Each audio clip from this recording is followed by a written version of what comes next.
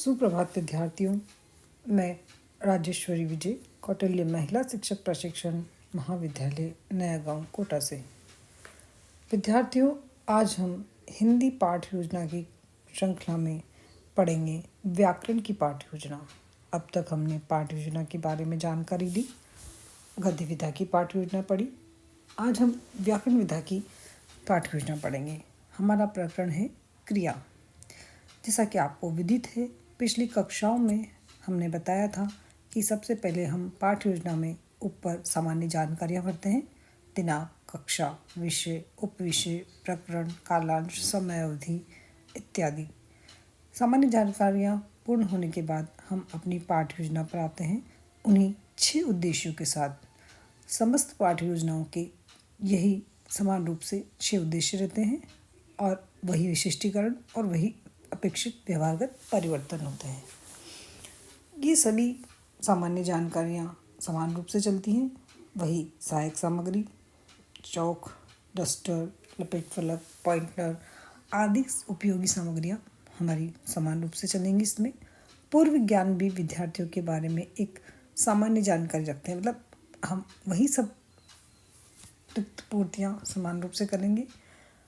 जैसा कि मैंने पिछली वाली पाठ योजना के अंतर्गत भी बताया था कि हमारी उद्देश्य, सहायक सामग्री, पूर्व ज्ञान, प्रस्तावना प्रश्न, यहाँ तक हमारी पाठ योजना समान चलती है। इसमें हमारे पाठ का विकास जिस विधि से होता है वह विधि हमारी व्याकरण विधा में बदल जाती है। यहाँ हम आगमन निगमन विधि से पाठ का विकास करते हैं। प्रस्तावना प्रश्न भी हमारे उसी प्रकार बनेंगे। तारतम्यतापूर्ण उत्तरों से ही हमको प्रश्न बनाने होंगे और प्रश्नों की संख्या 4 से 5 रखते हुए अंतिम प्रश्न को समस्यात्मक बनाना होगा। जैसा कि हमने क्रिया की यह प्रस्तावना बनाई है। इसमें पहला प्रश्न है, आप विद्यालय किस लिए जाते हैं? विद्यार्थी में उत्तर देंगे पढ़ने के लिए। पढ़ने के बाद विद्यालय से कहाँ जाते हैं? विद्यार्थी उत्तर देंगे घर। घर से ही हमारा प्रश्न बनेगा पुनः, घर पर कौन कौन से कार्य करते हैं? उत्तर निकलेगा हमारा खेलना, पढ़ना, खाना इत्यादि। खेलना, पढ़ना यह सब क्या है? विद्यार्थी प्रश्न का उत्तर देंगे कि यह सब क्रिया है। अगला प्रश्न बनेगा क्रिया से ही कि क्रिया के बारे में आप क्या जानते हैं? जब विद्यार्थी इस प्रश्न का उत्तर नहीं दे पाएंगे, यह प्रश्न हमारा समस्यात्मक बन जाएगा।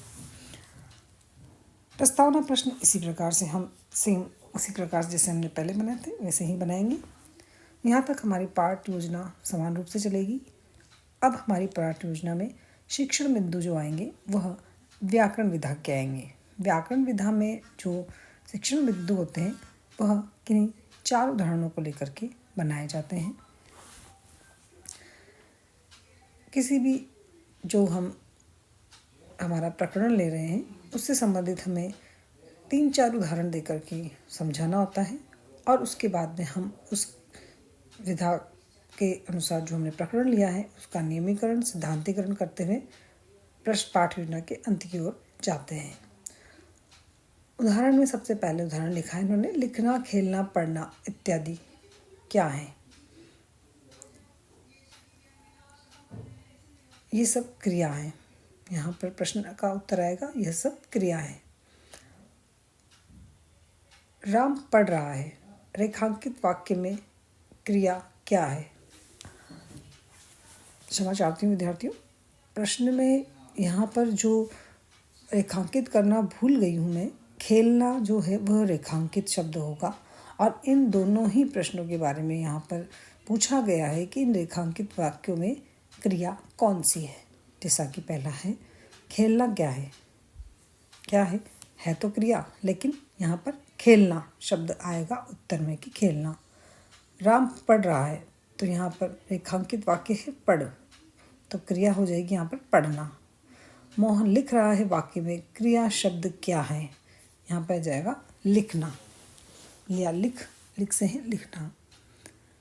अगला, जाना, नहाना, खाना, पीना आदि। राम पानी पी रहा है। उपयुक्त वाक्य में क्रिया क्या है? पीना। श्याम जयपुर जा रहा है, इसमें क्रिया क्या है? जाना। सीता खाना बना रही है, इसमें आएगा खाना बनाना।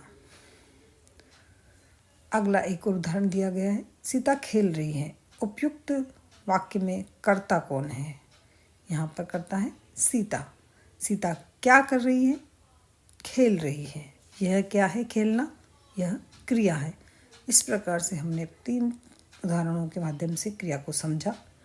अंत में हम इसका नियमीकरण, सिद्धांत निरूपणकरण करेंगे कि और साथ में जो छात्र अध्यापिका है वह क्रिया की परिभाषा शाम पट पर लिख करके छात्रों को समझाएगी कि जिन शब्दों से किसी कार्य का होने का या करने का बोध हो उसे हम क्रिया कहते हैं। और क्रिया के 2 भेद होते हैं, सकर्मक और अकर्मक। जब हमारी पाठ योजना पूरी हो जाती है उसके बाद वही अभ्यास प्रश्न दिए जाते हैं। अभ्यास प्रश्न में हम 2 से 3 प्रश्न दे सकते हैं। जैसे व्याकरण में हम क्रिया के कितने भेद होते हैं, ऐसा वस्तुनिष्ठ प्रश्न दे सकते हैं। राम बाजार जाता है वाक्य में क्रिया क्या है, ये वस्तुनिष्ठ प्रश्न दे सकते हैं। और 2 प्रश्न हम दे सकते हैं अति लघुरात्मक, जैसे कि क्रिया किसे कहते हैं और क्रिया के प्रकारों के नाम बताइए। अंत में हम देंगे एक गृह कार्य वाला प्रश्न। गृह कार्य में मात्रा गलत है, इसमें गृह कार्य आएगा। यहाँ पर गृह कार्य लिख दिया गया है, थोड़ी सी त्रुटि है, इसे सही कर ले। सकर्मक क्रिया के बारे में विस्तार से वर्णन कीजिए। यह एक निबंधात्मक प्रश्न होगा जो हमें विस्तार से छात्रों को करने के लिए देंगे। यह हमारी व्याकरण की पाठ योजना थी। आशा करती हूँ विद्यार्थियों आपको समझ में आई होगी और इसी आधार पर आप नई पाठ योजनाएं बनाने में समर्थ होंगे। धन्यवाद।